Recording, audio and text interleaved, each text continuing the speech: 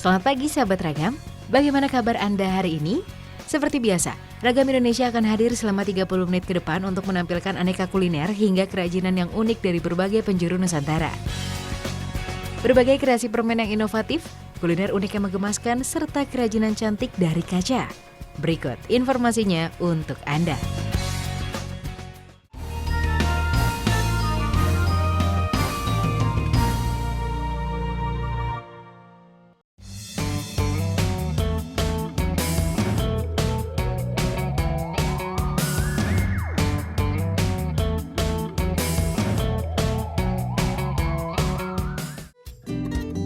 Sahabat, kreativitas mahasiswa dari Malang ini sungguh unik.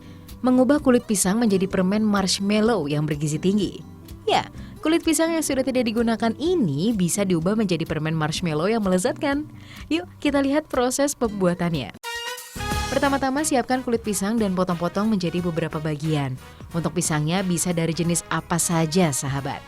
Kemudian kukus hingga beberapa menit lalu tiriskan. Ada dua cara penirisan di sini. Bisa dengan cara menjemur kulit pisang selama 2 hari sehingga benar-benar kering seperti keripik, atau bisa juga menggunakan oven dengan suhu 55 derajat Celcius. Proses ini juga bisa menghilangkan rasa kesat pada kulit pisang. Tahap selanjutnya, haluskan kulit pisang hingga menjadi bubuk. Campurkan 25 gram bubuk kulit pisang dengan 1 liter air mineral. Tambahkan juga asam sitrat sebanyak 25 gram. Lalu panaskan dengan suhu 100 derajat Celcius kemudian dinginkan. Proses ini dilakukan secara berulang-ulang hingga menghasilkan tepung. Proses ini biasa disebut dengan ekstrasi. Tepung yang didapat dari proses tersebut adalah zat pektin yang digunakan sebagai bahan pembuat permen marshmallow kulit pisang. Untuk pewarnanya kita siapkan buah naga merah. Pisahkan kulit dengan daging buah naganya, lalu kita ambil sari buahnya saja ya sahabat. Campurkan sari buah naga dengan zat pektin, lalu tambahkan gula rendah kalori. Aduk menggunakan mixer hingga tercampur rata dan berbuih. Kemudian masukkan adonan ke dalam cetakan dan ratakan. Tunggu hingga beberapa saat dan permen marshmallow sudah siap disantap. Yummy! Selain lezat, permen marshmallow kulit pisang ini memiliki kandungan zat pektin yang berfungsi untuk mengikat kolesterol. Menarik ya sahabat, dan yang pasti sangat aman untuk dikonsumsi bersama keluarga di rumah. Selamat mencoba. Sahabat, ada kreasi unik lagi nih dari kota Magelang, permen tape singkong. Permen produksi Ibu Siti ini sudah tersebar di berbagai daerah loh sahabat. Yuk lihat proses pembuatannya. Pertama kita siapkan kelapa ya sahabat. Parut kelapa menggunakan mesin parut hingga halus. Untuk tape singkongnya pilih tape singkong yang sudah tua dan manis. Kemudian pisahkan tape singkong dari serat batangnya. Sahabat, untuk membuat permen tape singkong membutuhkan gula yang banyak. Selain sebagai pemanis, gula juga berfungsi untuk dijadikan karamel. Selanjutnya masak dan campur gula hingga menjadi karamel. Setelah gula larut dalam tape, tambahkan parutan kelapa yang tadi sudah disiapkan, kemudian aduk lagi hingga tercampur merata. Proses masak membutuhkan waktu hingga 2 jam. Aduk terus hingga adonan berubah menjadi warna kecoklatan. Setelah adonan matang, angkat dan tuangkan pada wadah yang sudah disiapkan. Ratakan dan pipihkan di atas meja agar mudah untuk membentuk permen tape singkongnya. Nah, setelah adonan sudah mulai mengeras, potong kotak-kotak persegi panjang dengan ukuran yang sama rata, lalu tata pada wadah yang sudah disiapkan. Oke, permen tape singkong siap dikemas menggunakan kertas minyak agar tidak lengket. Selamat mencoba. Sahabat pasti sudah tak asing lagi nih dengan makanan-makanan ini. Ya, bakpao, nastar, dan tumpeng karakter yang membuat si buah hati doyan makan. Kreasi unik ini dibuat untuk menambah selera makan si buah hati dengan menyajikan bentuk-bentuk karakter kartun yang lucu dan menggemaskan. Selain itu, bahan yang digunakan juga alami, jadi sangat aman untuk dikonsumsi. Penasaran? Yuk langsung saja kita lihat ulasannya. Ini adalah karapau.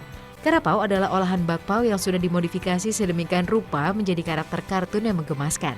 Yang pasti buah hati Anda akan sangat senang memakannya.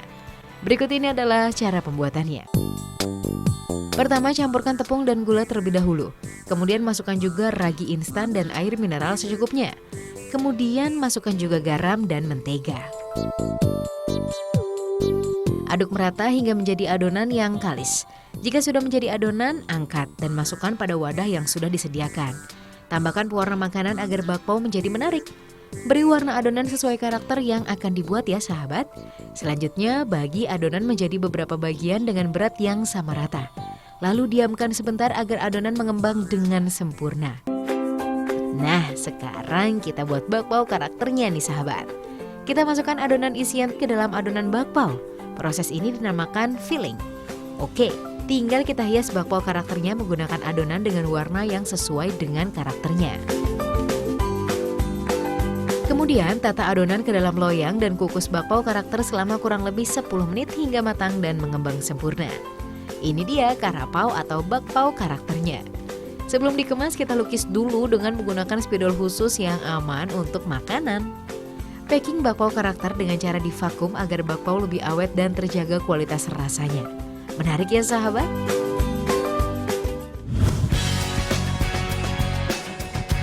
Nah, kali ini pasti adik-adik suka dengan cemilan yang satu ini. Ya, nastar dengan bentuk karakter kartun masa kini.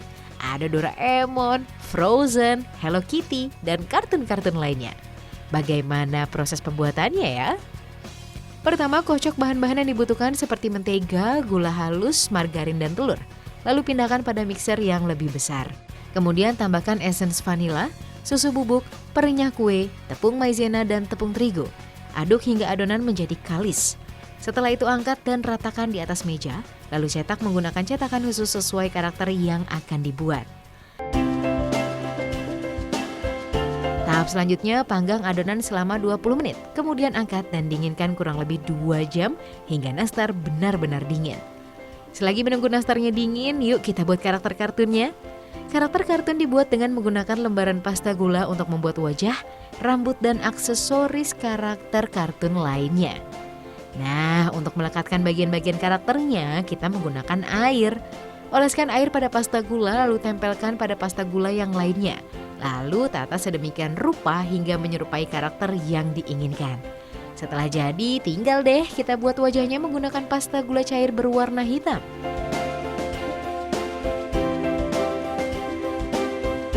Kemudian panggang lagi selama beberapa menit dan camilan nastar karakter pun siap disantap. Oh iya, sebelum dijual, nastar karakter dikemas dulu ya sahabat. Pengemasannya pun ada 2 lapis, menggunakan toples plastik dan selanjutnya dimasukkan ke dalam kardus yang berbentuk karakter juga. Lucu ya sahabat?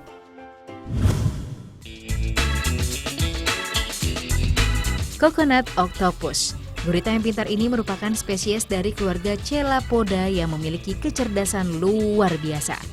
Kelas Cephalopoda memiliki tingkat kecerdasan yang lebih dibandingkan hewan tidak bertulang belakang lainnya. Mereka menunjukkan kemampuan belajar yang besar, bahkan gurita dapat melakukan pemecahan masalah.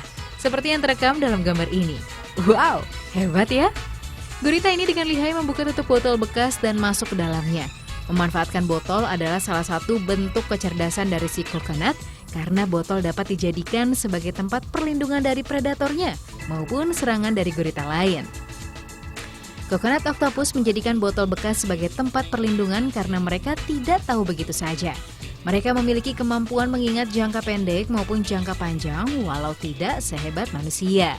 Walau begitu, itu sudah cukup untuk si coconut. Dia hanya mengingat kerang atau hewan bercangkang lainnya yang melindungi tubuhnya dengan cangkang yang keras dari predator. Disitulah kehebatan coconut, sahabat. Tidak ada cangkang, botol pun jadi untuk tempat berlindung. Dan coconut tidak akan rela jika rumahnya diambil oleh coconut lainnya. Mereka akan terus berjuang untuk mempertahankannya. Wah, hebat ya!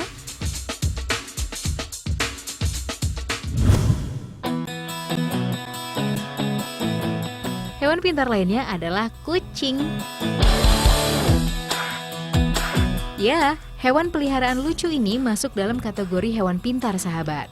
Hewan ini dapat menirukan cara manusia loh. Salah satunya membuka pintu rumah. Kucing cenderung untuk melakukan sesuatu dan melakukannya berulang kali. Mereka bisa karena terbiasa. Sahabat, kucing bisa melompat mencapai ketinggian 5 kali panjang tubuhnya. Jadi kalau cuma gagang pintu saja, terlihat mudah bagi kucing.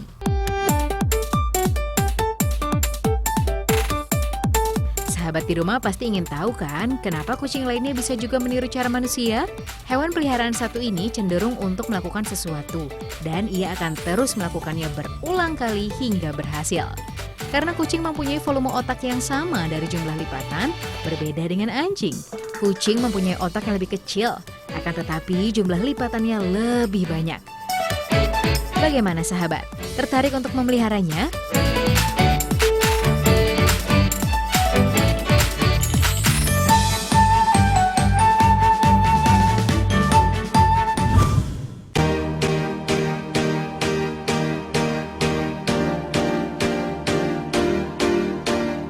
Hewan terakhir yang akan kita bahas adalah burung unik yang dapat dijumpai di Pegunungan Arfak, Papua Barat.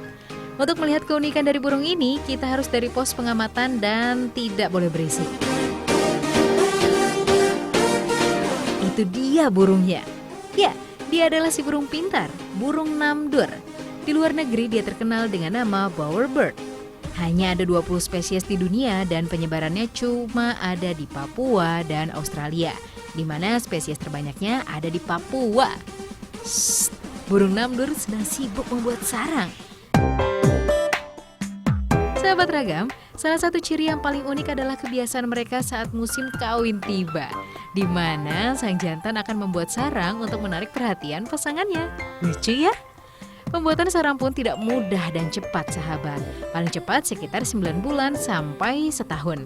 Para jantan mempunyai selera dalam menghias sarangnya.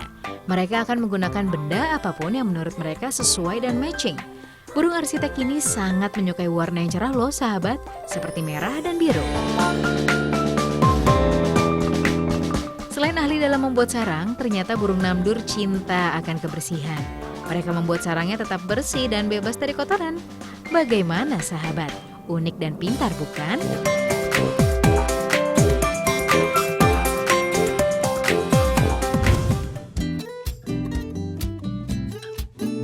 Kali ini kita akan melihat beberapa kerajinan yang cantik yang terbuat dari kaca. Ragam Indonesia akan mengulas tentang kaca tiup Bali yang dikreasikan dengan kerajinan kayu. Kaca Petri Edzu Glass akan mempercantik ruangan sahabat di rumah, serta gelas kaca Moser yang berlapis emas. Penasaran sahabat dengan kerajinan-kerajinan cantik dari kaca tersebut? Berikut informasinya. Wih, melihat pembuatan hiasan kaca tiupnya menarik ya sahabat. Kerajinan unik ini dibuat oleh sahabat-sahabat kita yang berada di Bali. Setiap saat mereka selalu mengembangkan kreasi kerajinannya agar selalu memberikan inovasi yang baru. Seperti sekarang ini, hiasan yang terbuat dari kaca yang bisa dikombinasikan dengan limbah kayu. Ayo kita lihat pembuatannya.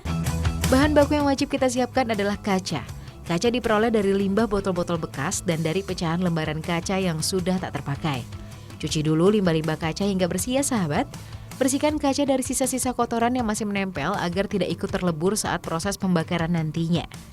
Alat yang digunakan untuk meleburkan atau memasak kaca dinamakan bluing. Limbah kaca akan meleleh sangat cepat di dalam bluing karena bluing bisa memiliki suhu hingga mencapai 1200 derajat Celcius. Wah, panas banget ya sahabat. Maka dari itu, pembuatan kerajinan kaca tiup ini tidak sembarangan orang bisa membuatnya. Harus mempunyai keterampilan khusus. Untuk meniupnya dibutuhkan alat tiup berupa stick atau pipa tiup. Pipa tiup ini berfungsi untuk menyalurkan udara pada cairan panas dan lelehan kaca nantinya. Semakin besar ukuran pipa tiup juga akan berpengaruh pada hasil kaca tiup yang dihasilkan. Setelah kaca benar-benar meleleh, ambil lelehan kaca dengan menggunakan pipa tiup tadi. Kemudian bentuk lelehan kaca menjadi bulat. Bentuk menggunakan tangan dengan dilapisi koran basah. Setelah itu mulai tiup kaca lelehnya. Tiup kaca sambil memutar-mutar pipa tiup agar hasil nantinya sama rata besarnya. Karena nantinya akan dikombinasikan dengan limbah kayu, setelah kaca tiup sudah membesar, tahap selanjutnya adalah menempelkannya pada batang limbah kayu. Lapisi dahulu batang kayu dengan menggunakan koran basah ya, karena suhu dari lelehan kaca yang sangat panas, maka kayu dan koran akan ikut terbakar. Setelah kaca tiup sudah terbentuk, segera masukkan kaca tiup ke dalam lemari pendingin. Lalu lepaskan kaca dari pipa tiupnya dengan cara diketok. Pabrik kaca tiup yang sudah berdiri 10 tahun silam ini bisa menghasilkan ratusan produk kaca perharinya. Setelah itu bersihkan bagian ujung kaca dengan menggunakan gerinda. Tujuannya untuk menghilangkan sisa-sisa kaca yang tajam dan membahayakan. Kemudian cuci bersih kaca-kaca untuk menghilangkan sisa-sisa kotoran yang terdapat pada kaca. Penjualan kerajinan kaca tiup ini sudah mencapai luar negeri loh sahabat. Harganya pun beragam, mulai dari Rp5.000 hingga Rp10 juta. Sahabat, ada satu lagi yang cantik dari kaca. Sangat membantu untuk mempercantik ruangan sahabat di rumah. Kaca patri. Kaca patri adalah kaca yang dirakit satu persatu dengan timah atau kuningan. Penasaran proses pembuatannya? Ayo, langsung kita lihat produksi kaca patrinya. Untuk tahap pertama adalah menggambar pola kaca yang akan dibuat pada lembaran kertas. Kemudian gambar kembali pola menggunakan spidol agar mempertebal pola desain. Untuk desain yang rumit dapat memakan waktu hingga seharian loh sahabat. Setelah itu beri kode-kode jenis kaca yang akan dibuat pada kertas pola agar mempermudah pemasangan dan pemilihan kaca saat proses perakitan nanti. Tahap selanjutnya memilih kaca yang sudah ditentukan dari warna, tekstur, dan jenis. Selanjutnya proses bevel. Proses ini membentuk kaca menyerupai diamond yang dihaluskan dengan mesin. Kemudian proses cutting atau pemotongan kaca. Tahap ini ada dua cara ya sahabat. Pertama menggunakan mesin dengan mengikuti pola yang sudah ada. Mesin ini akan membuat garis pola, lalu tinggal patahkan sesuai garis pola tersebut. Cara kedua, pemotongan kaca dengan menggunakan tangan. Pemotongan kaca ini digunakan untuk desain pola yang rumit dan terlalu detail. Oke, setelah pola-pola kaca sudah siap, waktunya perakitan kaca patrinya. Gunakan timah sebagai penyatu kacanya. Untayan timah berfungsi untuk menempelkan kaca satu sama lain. Kemudian rakit untayan timah dan kaca sesuai gambar pola ya sahabat. Untuk menyatukan timah, solder bagian-bagian sambungannya hingga meleleh. Selanjutnya adalah finishing. Rangkaian kaca patri dipoles menggunakan bulu, kemudian cuci kaca patri dengan menggunakan cairan khusus. Tujuannya untuk menghilangkan kotoran sekaligus menjernihkan kaca. Sikat kaca dan bersihkan. Kemudian poles lagi dengan menggunakan cairan tertentu. Cairan ini akan mengubah warna rangkaian menjadi hitam dan kaca patri menjadi terlihat lebih mewah. Tahap selanjutnya bersihkan dengan menggunakan kain dan sikat halus. Lalu lapis kaca patri menggunakan kaca 2 lapis. Hal ini bertujuan agar mudah untuk dibersihkan nantinya. Agar kaca saling merekat sempurna, panaskan kaca dengan suhu 150 derajat Celcius selama 10 menit. Untuk pemasarannya tidak hanya di Indonesia loh sahabat. Karena kualitasnya yang baik, kaca patri ini sudah diekspor hingga ke mancanegara seperti Belanda, Hindia, Inggris, Finlandia, dan Hong Kong. Jangan beranjak terlebih dahulu dari televisi Anda, karena Ragam Indonesia masih akan hadir untuk memberikan sajian yang unik dan menarik lainnya.